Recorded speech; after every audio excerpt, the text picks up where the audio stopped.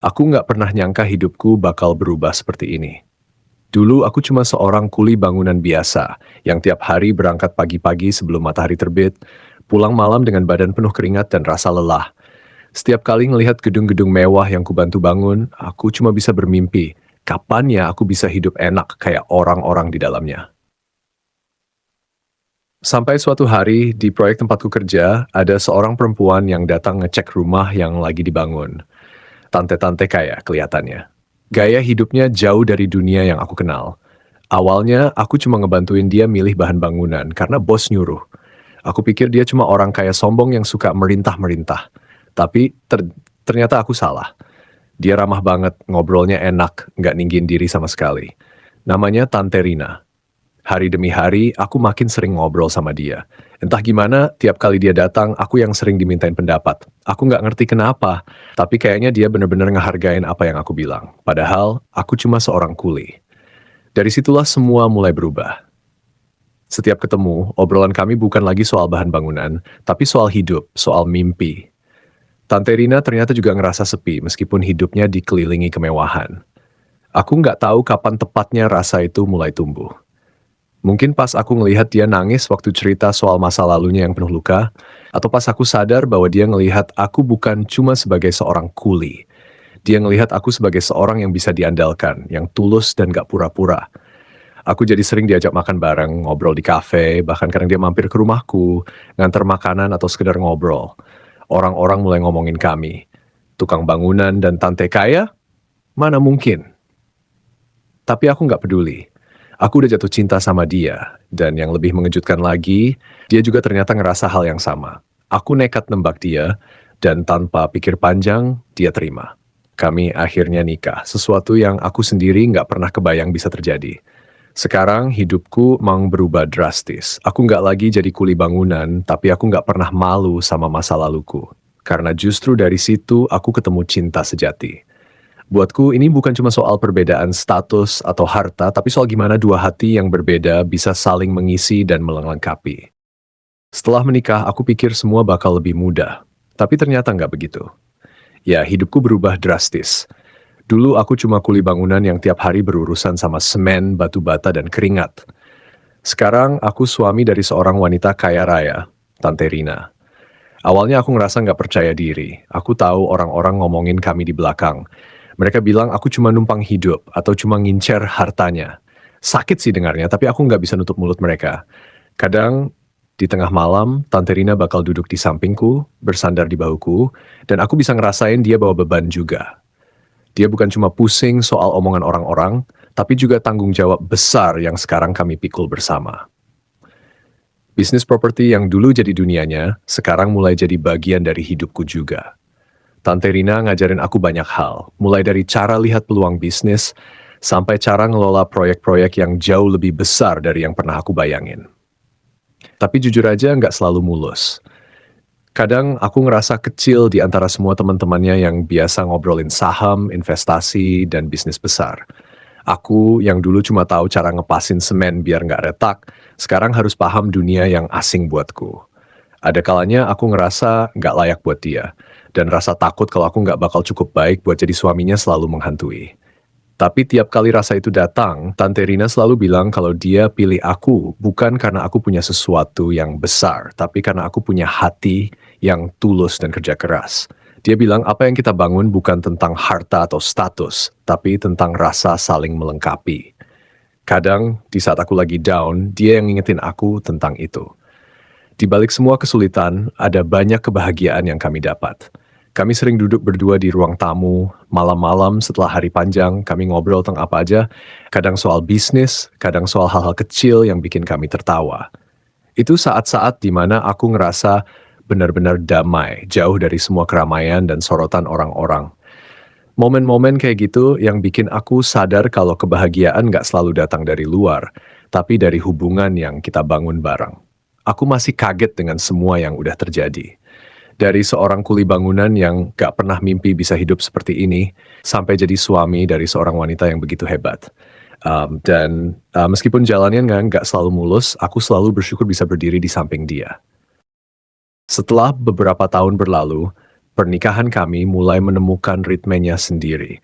Awalnya, seperti yang kubilang, sulit rasanya keluar dari bayang-bayang gunjingan orang-orang, tapi lama-lama mereka mulai terbiasa melihat kami berdua sebagai pasangan yang gak biasa. Orang-orang yang dulu menertawakan kami kini mulai berhenti, atau setidaknya sudah tidak terdengar lagi di telingaku. Mungkin karena kami berhasil membuktikan bahwa cinta kami lebih kuat dari apa yang mereka kira. Tante Rina, meski usianya terpaut jauh denganku, tetap menjadi sumber kekuatanku. Dia selalu punya cara untuk membuatku merasa bahwa aku adalah pria yang tepat untuknya. Kadang dia menyelipkan candaan-candaan ringan saat makan malam seperti, aku nggak pernah nyangka jatuh cinta sama kuli bangunan, tapi sekarang aku nggak bisa bayangin hidup tanpanya.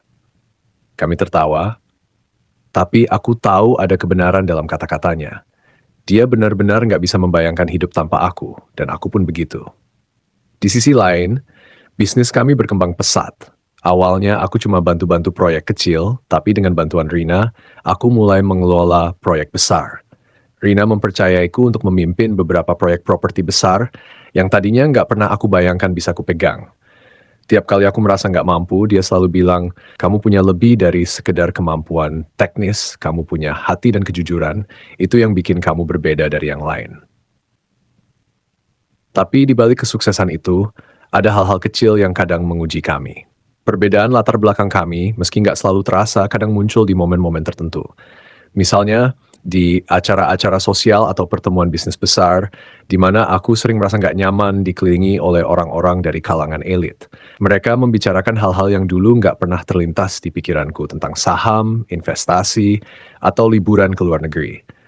Sementara aku, dengan latar belakang sederhana, lebih suka bicara soal hal-hal praktis. Rina selalu sabar dalam situasi seperti itu. Dia sering mengingatkanku bahwa aku nggak harus jadi seperti mereka. Kamu cukup jadi dirimu sendiri, Ton, katanya. Orang-orang ini bisa belajar banyak dari kamu tentang kejujuran dan kerja keras.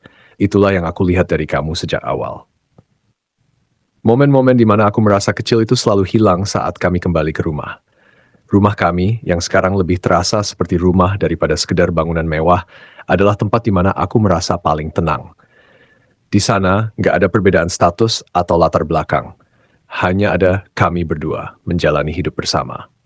Setiap malam setelah semua kesibukan selesai, kami selalu punya waktu untuk berbicara, berbagi cerita tentang apa yang terjadi sepanjang hari. Kadang obrolan kami serius, kadang ringan, tapi selalu ada tawa di antara kami. Itulah yang membuat hubungan ini tetap kuat. Kami selalu menemukan cara untuk menikmati kebersamaan kami, tak peduli seberapa berat hari itu. Sekarang, aku nggak lagi terlalu peduli dengan apa yang orang lain pikirkan tentang kami. Mereka mungkin nggak pernah mengerti bagaimana dua dunia yang berbeda ini bisa bersatu. Tapi buatku dan Rina, yang terpenting adalah kami bahagia.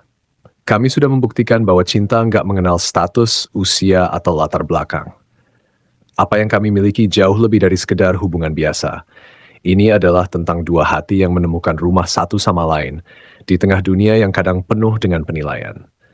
Dan mungkin itulah yang membuatku bersyukur setiap hari, bahwa meskipun kami berasal dari dunia yang berbeda, kami berhasil menciptakan dunia kami sendiri yang lebih indah dari apapun pernah aku bayangkan. Seiring waktu berlalu, kehidupan kami semakin tenang. Bisnis properti yang kami kelola mulai stabil dan aku sudah semakin terbiasa dengan ritme baru ini. Meski begitu, ada kalanya aku masih merindukan masa-masa saat hidupku lebih sederhana, ketika aku hanya seorang kuli bangunan yang bekerja dari pagi sampai malam tanpa memikirkan hal lain. Di satu sisi, kehidupan yang sekarang memang jauh lebih nyaman, tapi di sisi lain, ada kerinduan akan kesederhanaan itu, sesuatu yang, meski tak pernah kuungkapkan pada Rina, tetap ada dalam benakku. Rina tampaknya memahami hal-hal itu tanpa aku harus mengatakannya. Suatu malam saat kami duduk berdua di teras rumah kami yang menghadap ke taman yang asri, dia tiba-tiba berkata, "Aku tahu kamu rindu dengan masa-masa itu ya, Ton." Aku terdiam sejenak, sedikit terkejut karena dia bisa menebak pikiranku. Mungkin sedikit, jawabku jujur. Bukan berarti aku nggak bahagia, hanya saja, kadang-kadang aku rindu masa-masa di mana hidup gak serumit ini.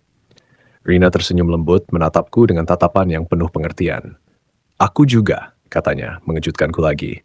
Aku juga rindu saat-saat ketika segalanya lebih sederhana. Ketika aku hanya datang ke proyek dan bertemu kamu tanpa beban dan ekspektasi yang sebesar sekarang. Aku merasa lega mendengar itu. Ternyata bukan hanya aku yang merasakan hal ini. Di balik kehidupannya yang terlihat sempurna, Rina juga merindukan sesuatu yang lebih sederhana. Sesuatu yang hanya kami berdua yang tahu dan pahami. Malam itu, kami berbincang lebih lama dari biasanya. Tentang mimpi-mimpi sederhana yang pernah kami miliki, tentang apa yang kami rindukan dari masa lalu, dan tentang bagaimana kami ingin menjalani hidup ke depan. Meskipun kami sekarang berada di puncak kehidupan yang diidamkan banyak orang, kami berdua sepakat bahwa kebahagiaan sejati ada dalam hal-hal yang sederhana. Momen-momen kecil di mana kami bisa duduk bersama, berbicara tanpa beban, menikmati kebersamaan kami di rumah yang terasa hangat.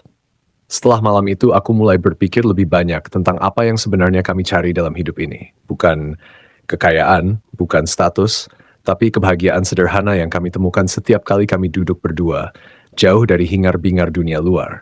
Kami mungkin hidup di tengah-tengah kemewahan, tapi di dalam hati, kami tetap sama seperti dulu. Dua orang yang saling mencintai, yang berjuang bersama, dan yang menemukan rumah dalam satu sama lain. Suatu hari, Rina mengajakku untuk istirahat sejenak dari semua kesibukan. Bagaimana kalau kita liburan ke desa? Tanyanya dengan semangat yang jarang kulihat akhir-akhir ini. Desa? Aku sedikit bingung, mengingat Rina biasanya lebih suka tempat-tempat mewah. Tapi dia tersenyum lebar. Ya, ke tempat yang jauh dari keramaian. Kita butuh istirahat dari semua ini, Ton. Aku rindu udara segar dan ketenangan. Aku setuju, mungkin itulah yang kami butuhkan, jeda sejenak dari kehidupan yang penuh tekanan dan tuntutan. Kami berangkat ke desa yang terpencil, tempat di mana kami bisa kembali merasakan kesederhanaan hidup. Di sana kami menemukan kembali makna dari hubungan kami. Setiap pagi kami bangun dengan suara alam, berjalan di tengah sawah, dan menghabiskan waktu hanya untuk berdua. Tak ada tekanan, tak ada beban. Di desa itu kami menemukan kebahagiaan yang selama ini terasa hilang di tengah-tengah kesibukan kota. Kami bisa kembali menjadi diri kami sendiri, tanpa peduli apa yang orang lain pikirkan. Dan di sana, di tengah kesederhanaan, aku menyadari bahwa kebahagiaan sejati bukanlah tentang seberapa besar rumah yang kami miliki, atau seberapa banyak uang yang ada di rekening kami. Kebahagiaan itu ada di antara kami, dalam momen-momen kecil, dalam kebersamaan yang tulus. Setelah liburan itu, kami kembali ke kehidupan kami di kota dengan perasaan yang berbeda.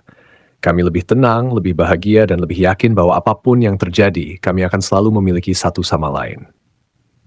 Di dunia yang sering kali penuh dengan penilaian dan tuntutan, kami menemukan bahwa rumah sejati kami ada dalam cinta yang kami bangun bersama. Cinta yang sederhana tapi tak tergoyahkan.